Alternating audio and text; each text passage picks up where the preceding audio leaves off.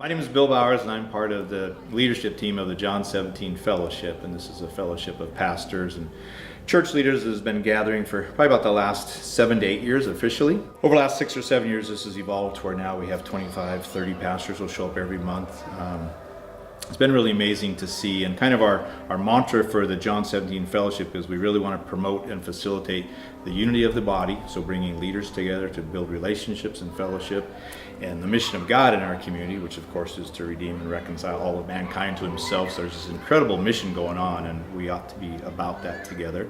And then the ministry of the local church, and that's inside the walls and outside the walls. I would say the first few years has really been a lot of just developing the relationships and the relational trust, because we've seen that not happen. We've seen where churches rally around an issue, but there's no relational trust, and so we get close enough to see the issue, and then we see each other, and then we back up, and the spirit of complacency and division kicks back in. My name is Kyle Rogers. I'm a pastor at Gospel Life Church in the greater Puyallup Valley. We planted Gospel Life about 5 years ago. When I initially came to the Puyallup Valley and we planted, we knew that there was a unity movement going on in Puyallup. We knew that pastors were gathering together to pray with one another and to pray over the community. Right before we planted, they sat us in the middle of a room and they laid hands on us. And these pastors had been in the community for 15, 20 years, some of them, and they didn't see our church plant as a threat to their ministry, and they didn't see us as a threat to what they were doing. Instead, they saw us as co-laborers and partners, and they sat us in the middle of a room, myself and our lead pastor, and they laid their hands on us and they prayed for us. And we felt so loved in that moment, and we're blown away because we'd heard about the unity, but to experience that, what it looks like for gospel partners to be together on mission instead of defending each other's kingdom, participating in the kingdom, is amazing. That's the beautiful part of the story. Unfortunately, the sad part of the story is after that, we got so into church planning and so focused on caring for our local congregation that we forgot about the unity. So it was almost about 3-4 years before we came back into what God had already been doing and continued doing. But during that time, as church planners, I mean, it's very easy to say, we got stuff to do. And they would invite us to come out to their gatherings, and we'd say, we got stuff to do.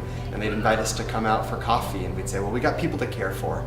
And what was happening during that is that we didn't think we were being unfaithful to the call to plant, because we were being faithful to the call God gave us for our particular congregation. But what we missed is that the call to minister in a city isn't a call to do it alone. It's a call to do it in the context of the body. That's why Jesus refers to it as the body, not the individual congregations. Quite frankly, because we're busy just taking care of ourselves and our own congregation, our own church. And not that that's not important, but it's not the most important thing.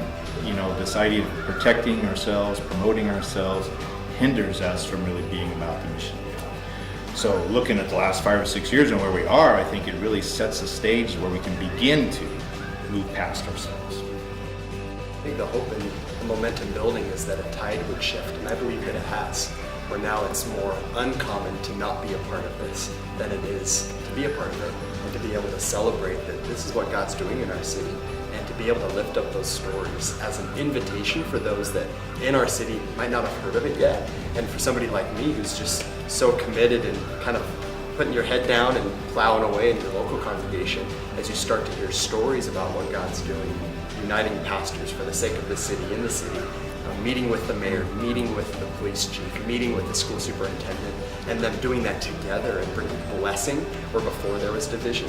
Those stories start to draw us out and remind us that we're a part of a kingdom where we're not the king, but we have a better king, and we're all under that.